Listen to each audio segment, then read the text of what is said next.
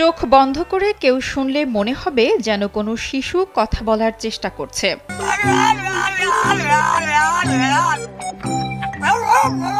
কিন্তু আসলে তা না, এটি একটি কুকুরের শব্দ। ঘেউ ঘেউ করার সময় কথা বলার মতো শব্দ করে কুকুরটি। 9 বছর বয়সী এই কুকুরের নাম সানি। ইতোমধ্যে সামাজিক যোগাযোগ মাধ্যমে ব্যাপক ভাইরাল হয়েছে তার কথা বলার মতো এই শব্দ। ঘটনাটি ঘটেছে নেদারল্যান্ডের বাণিজ্যিক রাজধানী আমস্টারডামে।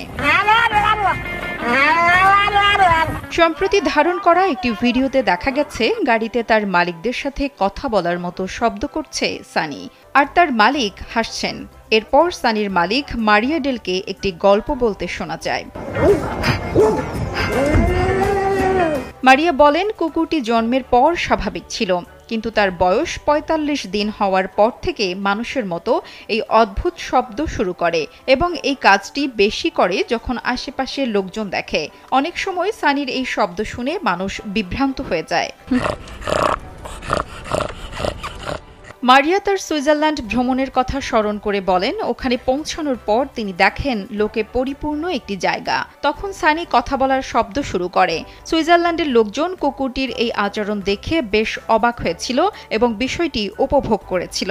এরপর মারিয়া ডেল সানির এসব মজার ভিডিও শেয়ার করার জন্য একটি ইনস্টাগ্রাম এবং একটি টিকটক আইডি খোলেন। ইতোমধ্যে এসব আইডিতে ফলোয়ারের সংখ্যা লাখ ছাড়িয়েছে।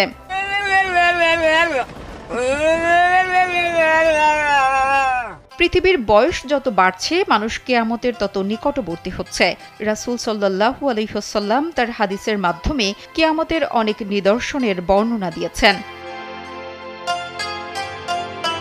ইমাম আহমেদ রাহমাতুল্লাহি আবু সাঈদ খুদরি থেকে একটি হাদিস বর্ণনা করেছেন। তিনি বলেন, জনৈক রাখাল মাঠে ছাগল চড়াচ্ছিল।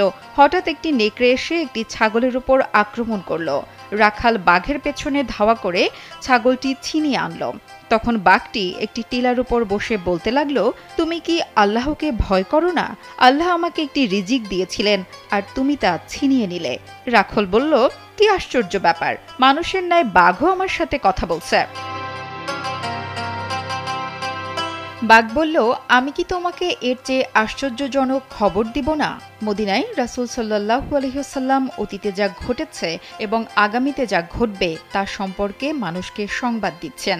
রাখাল তার ছাগলের পাল নিয়ে মদিনায় প্রবেশ করে ছাগলগুলো এক স্থানে রেখে রাসূল সাল্লাল্লাহু আলাইহি ওয়াসাল্লামের কাছে এসে ঘটনা খুলে বলল। ততক্ষণে নামাজের সময় হয়ে গেছে।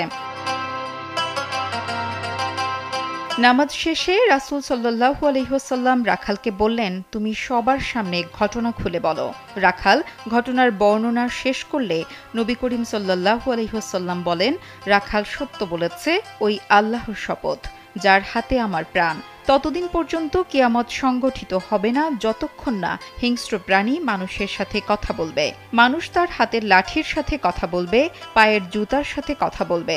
এমনকি ঘরের স্ত্রী তার স্বামীর অনুপস্থিতিতে কি করছে শরীরের অঙ্গ প্রত্যঙ্গ তাকে বলে দিবে।